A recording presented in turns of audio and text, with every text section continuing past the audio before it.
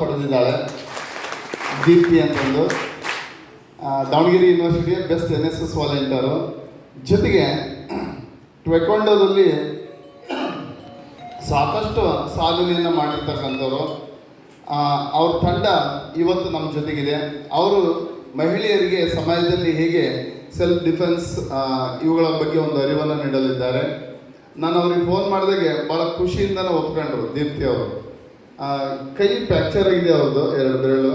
ಆದ್ರೂ ಇಲ್ಲ sir, NSS ನಂದದು, ನಾನು NSSಯಿಂದ ಸಾಕಷ್ಟು ಬೆಳೆದಿದ್ದೀನಿ, ಸಾಕಷ್ಟು ಕಲ್ತಿದ್ದೀನಿ, ಹಾಗಾಗಿ ನಾನು ಕಾರ್ಯಕ್ರಮದಲ್ಲಿ ಭಾಗವಹಿಸಬೇಕು, ನನಗೆ ಗೊತ್ತಿರ್ತಕ್ಕಂಥ ವಿದ್ಯೆಯನ್ನು ಹೇಳ್ಕೊಡ್ತೀನಿ ಅಂತಂದೇಳಿ ತನ್ನ ಜೊತೆಗೆ ತನ್ನ ಸ್ನೇಹಿತರನ್ನು ಕರ್ಕೊಂಡು ಬಂದರು. ದಾಸ್ ಮತ್ತು ರೇಡರ್ಸ್ ಅಂತಕ್ಕಂಥ ಒಂದು ಸಂಸ್ಥೆ ಅವ್ರದ್ದು ಚಿತ್ರದುರ್ಗದಲ್ಲಿ ಇರ್ತಕ್ಕಂಥದ್ದು. ಅಲ್ಲಿ ಅವರು ಈ ಅಧ್ಯಯನವನ್ನು ಮಾಡಿರ್ತಕ್ಕಂಥವ್ರು, ಇದನ್ನು ಕಲ್ತಿರ್ತಕ್ಕಂಥದ್ದು. ಅವರಿಗೆ ತಮ್ಮ ಪ್ರತಿಭೆಯನ್ನು ಇಲ್ಲಿ ಪ್ರದರ್ಶನ ಮಾಡಲಿಕ್ಕಿದ್ದಾರೆ. ನೀವು ನೋಡಿ ಮತ್ತು ಅದರ ರಕ್ಷಣೆ ಯಾವ ರೀತಿಯಲ್ಲಿ ನಾವು ಮಾಡ್ಕೊಳ್ಬೋದು ಅನ್ನೋದ್ರ ಬಗ್ಗೆ ಸಾಕಷ್ಟು ಮಾಹಿತಿಯನ್ನು ಕೂಡ ಅವರು ನಿಮಗೆ ಕೊಡ್ತಾ ಹೋಗ್ತಾರೆ.